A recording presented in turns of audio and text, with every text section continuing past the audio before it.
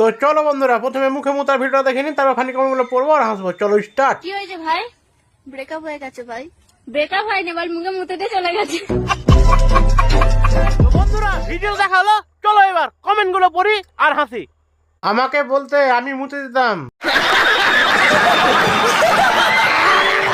Mobile কেনার সময় জোর করে 500 টাকা কম দিয়েছিলাম, সেই অভিশাপে মনে হয় এমন ভিডিও সামনে আসে। নিঃসন্দেহে তুই ঠিক কথা বলেছিস। মৌমাছি মধু খেয়ে পালিয়ে গিয়েছে।